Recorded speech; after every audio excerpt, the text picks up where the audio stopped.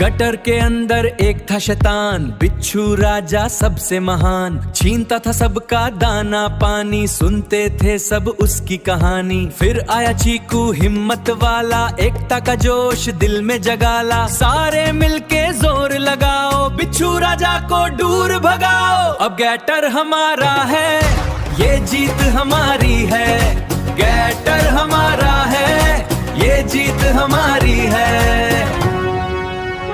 एक शहर के सबसे बड़े और गहरे गटर में हजारों कॉकरोच रहा करते थे। वो गटर कचरे और खाने पीने की चीजों से भरा रहता था, लेकिन फिर भी बेचारे कॉकरोच हमेशा भूखे और परेशान रहते थे।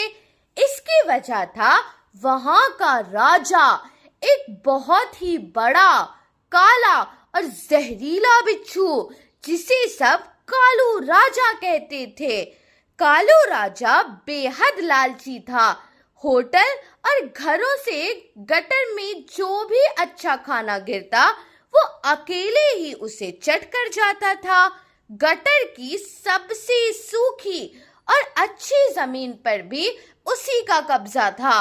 उसके साथ कुछ छोटे छोटे बिच्छू भी थे, जो उसके चमचे थे।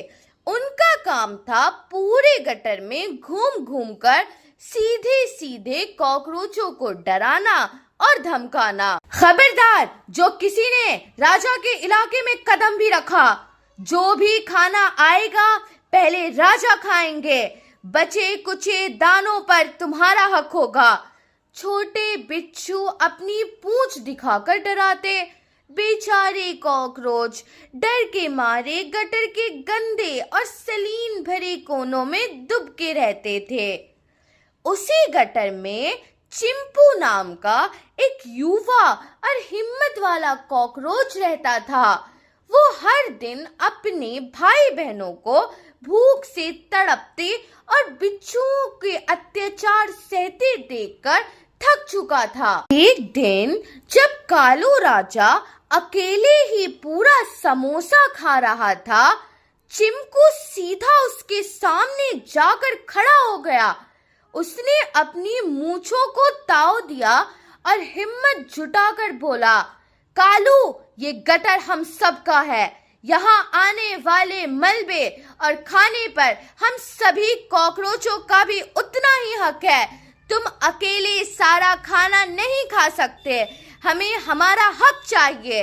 ये सुनकर कालू सुल्तान गुस्से से लाल हो गया।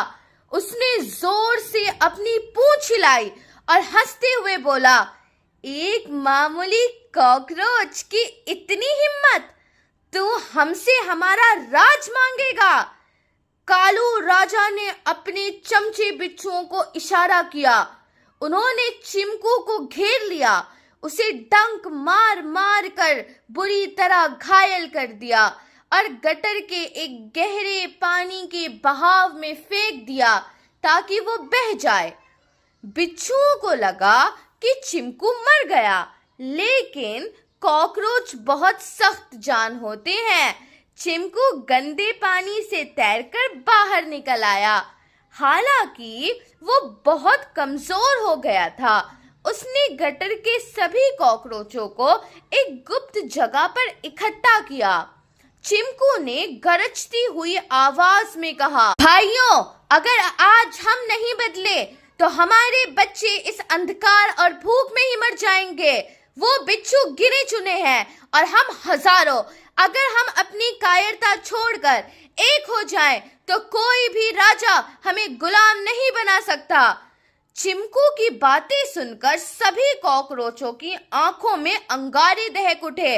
अगली रात जब कालू राजा और उसके चमचे आराम कर रहे थे, अचानक गटर की दीवारों में एक अजीब सी सरसराहट की आवाज आने लगी। कालू राजा ने आंखें खोली तो उसके होश उड़ गए। चारों तरफ, ऊपर नीचे, दीवारों पर हजारों की तादाद में कॉकरोच ही कॉकरोच थे। उनकी काली फौज ने बिच्छुओं को चारों तरफ से घेर लिया था। हिम्मत कैसे हुई? कालू राजा चिल्लाया और अपनी पूंछ उठाई, लेकिन इस बार कॉकरोच डरे नहीं। चिंकू के एक इशारे पर हजारों कॉकरोच एक साथ बिच्छुओं के ऊपर टूट पड़े।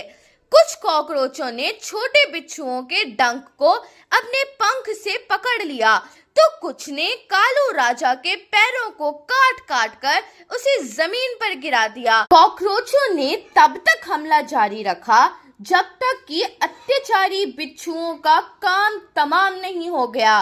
गटर अब हमेशा के लिए आजाद हो चुका था। तो बताइए कैसी लगी आपको ये कहानी? इस कहानी से हमें ये सीख मिलती है कि संगठन और एकता में सबसे बड़ी शक्ति होती है। जब कमजोर लोग भी एक साथ मिलकर अन्याय के खिलाफ खड़े होते हैं तो बड़े से बड़े अत्याचारी का साम्राज्य भी ढह जाता है। अगर आपको ये कहानी अच्छी लगी तो वीडियो को लाइक कीजिए और चैनल को सब्सक्राइब कीजिए ऐसी और मजेदार कहानियों के लिए। Thank you.